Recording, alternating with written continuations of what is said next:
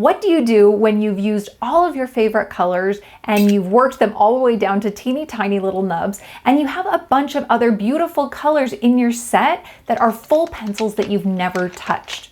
Well, you design a project that requires you to use these pencils. In this video, I'm going to show you how I drew this succulent arrangement, and I am going to be dropping tons of information about all things green. Okay, so I started with a line drawing, and you can see that the lines actually correspond to the local color of the object that I'm drawing. So for this succulent, I have green outlines, whereas for the logs in the background, I have more of a reddish brown outline.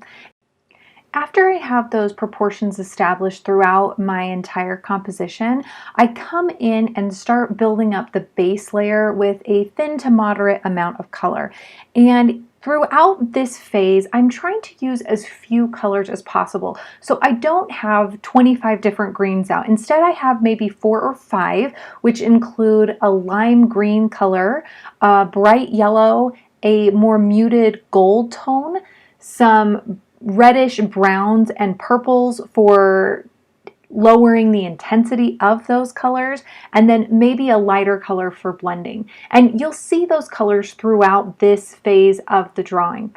The reason that I only want a few of these colored pencils out is because I don't want to be overwhelmed with decisions during this phase. I want to get in a local color that is close and not fuss about it being perfect or exact at this point. When I move over into the other succulent, I'm using most of the same colors, but I am adding in kind of an aqua blue color so that I'm able to make this one look a little bit cooler in temperature. You'll notice in the photo reference that the first succulent that I drew is very warm, so I'm going to use a lot of yellow tones in that one. The other one is lighter in value and is a little bit cooler, so I'm going to bring in some of those really light aquas. The color I'm specifically using is called Light Aqua, and it's a Derwent Lightfast color that is just awesome. It's really light in value, so it's great for burnishing and lightening up a color, but it's also going to cast it with this icy blue overtone, which is just awesome.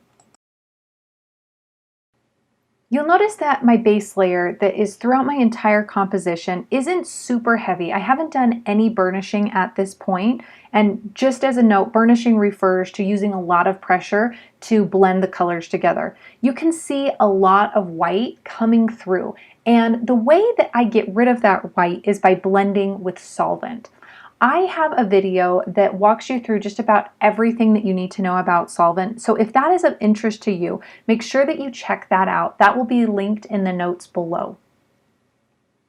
One thing that I have noticed about using solvent with the Derwent Lightfast colored pencils is that the solvent actually really can intensify these colors. And so I really like to use these pencils with solvent because I feel like it lets me express the fullest version of these colors as soon as possible. Now, like I said, I can eventually get to this point of really high saturation without, but it does require burnishing, and so I'm not able to blend and make those subtle nuances in the color. You might have noticed that I'm working on one section at a time. I finish the background, clean out my brush so that I don't contaminate the succulent, and then I move on to one succulent at a time. And this just allows me to keep those colors as clean as possible.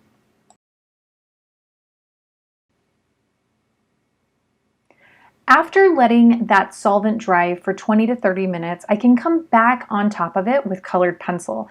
This is my second layer of colored pencil, and I'm actually going to blend with solvent and add a third layer. So I'm not focused on taking it to the finish line here. What I am interested in is getting those values a little more accurate, so I'm darkening the darks, and I am looking at getting the color more accurate as well. So I have added a couple other colors to the greens that I'm using. You'll notice a mossy green color and kind of an ochre brown color. Those colors are going to help me desaturate and darken up the darker parts of the leaves, which is going to help me make those brighter yellows and brighter greens look more vibrant. When you are creating a really bright green, you need to have moments where your eye can rest. You need to have those really dark, less saturated tones to balance out the bright greens so that those bright greens look really bright.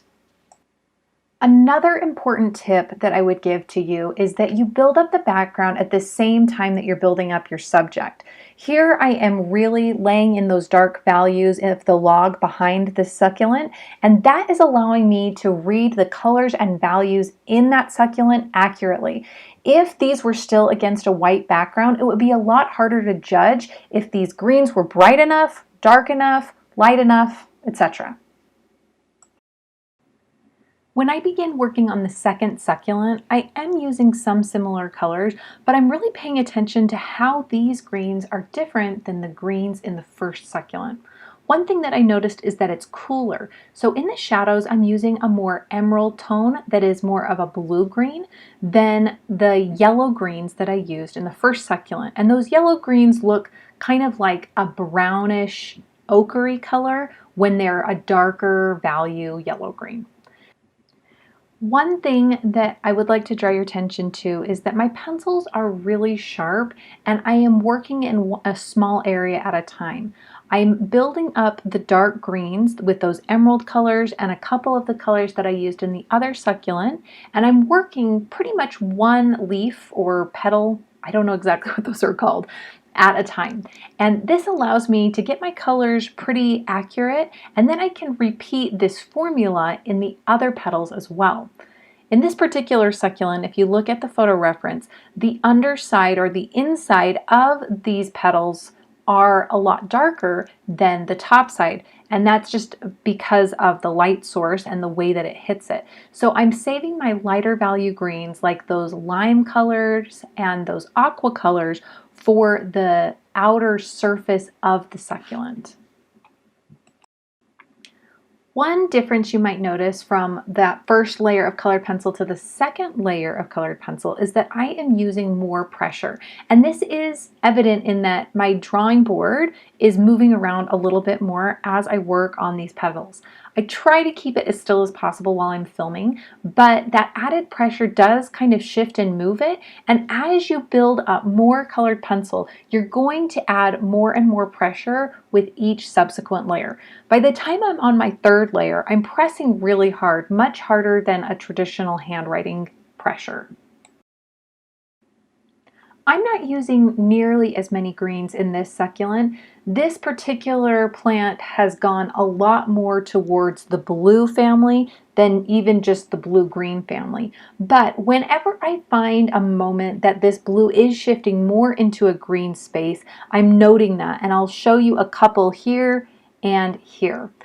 I'm also focusing on using some very dark greens in the shadows, and this is going to help me unify my entire piece, especially if I'm using greens that I also used in my first and second succulent.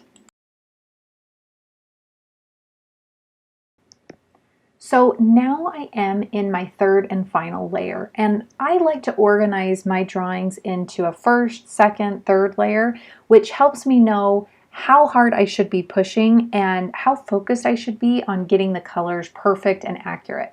So for this particular layer, the third layer, I do want to take each and every one of these petals of the succulent all the way to the finish line. I want the color to be accurate in all the right places, and I want to make sure that I don't need to do any other tweaking. So here I'm using a variety of different greens. I'm coming in with yellows and golds as well that I am mixing and burnishing over the surface of the entire petal. And this is helping to add some warmth to the plant, and it's also helping to mix those colors together. If I did this with a bluish color like an aqua instead, I would be really giving it a cool tone, which is probably what I'm going to try to do in the second succulent. As you can see in the photo reference, this particular succulent is really vibrant and really bright, and it is tempting to try to put really bright greens everywhere. But like I mentioned earlier, if I do that, everything is going to look too high key and it's not going to look realistic. So you'll notice here I've got a gray colored pencil and I'm coming in and I'm desaturating the area that is turning away from the light source. I made sure to get those greens as accurate as possible before coming in with the surface details, but once they were established, I grabbed my white colored pencil and I began laying on these little white hairs to give it more of a realistic texture. I originally tried to draw these little white hairs with my Derwent white Lightfast colored pencil, but it wasn't working very well on this Stonehenge paper. So I experimented with the Luminance white and also the Derwent drawing white, and both of those seemed to work a little bit better. I had much better results with my white Lightfast colored pencil on the Derwent Lightfast paper, and I'm going to link a couple of videos that show the process of using this paper and picking out a paper to draw on in the notes below.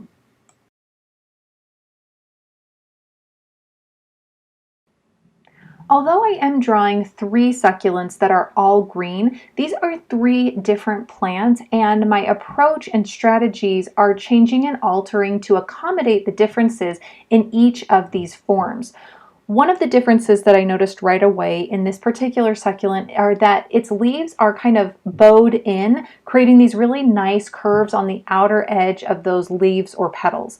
And I really want to focus on the transition in color to achieve that nice swooping effect or that rounding effect in these petals.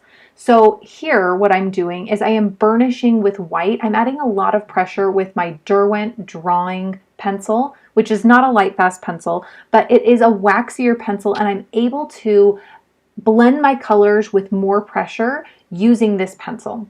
I'm also adding in a variety of other colors to transition. I'm using some yellows, I'm using a variety of grays and greens, and I'm altering my pressure so that I get that really smooth gradation across the turn of the form.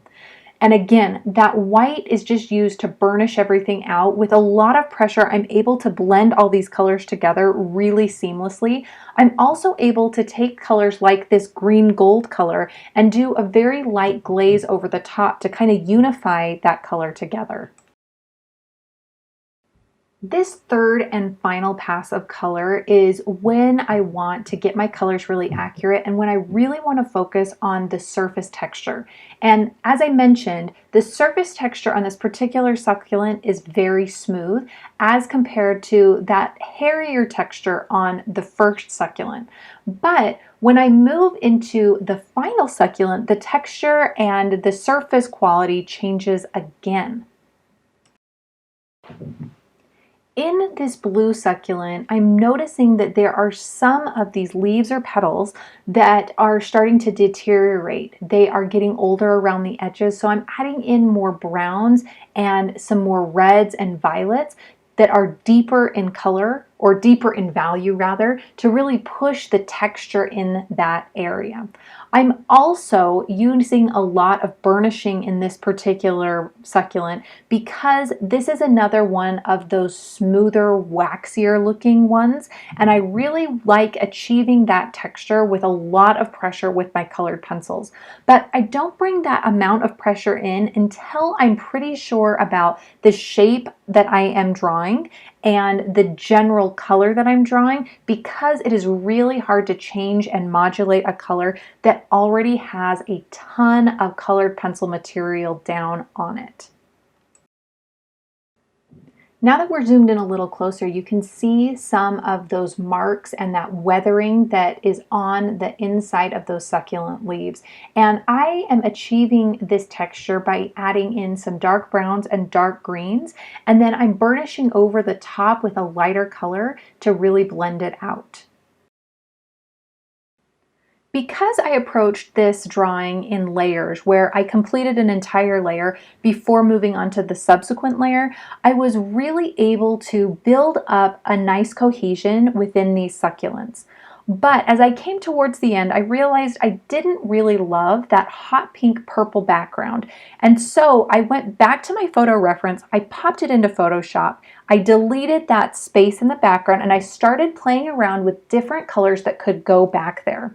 The reason I didn't like this hot pink purple in the background was I felt it was drawing attention away from the succulents, which were my focal point. So I experimented with putting some darker violets, darker blues in the background that would be a little bit more harmonious with my overall composition. I grabbed some corresponding colored pencils and I started covering up this layer, and this was actually a really difficult part of this drawing because I had so much colored pencil back there already. I had already burnished out that pink and purple, and so I really had to labor over getting this background darker. I used a piece of tissue over my finger to kind of burnish out some of the waxy areas that had built up way too much texture. And I also used solvent to blend out to help me just even out the tone. I think that creating a darker background would have been easier on other paper. I think that this would have been a lot easier on Arches hot press watercolor paper or even on the Lightfast paper. But with a lot of effort, I was able to get there eventually, and I ended up being really happy with the overall result.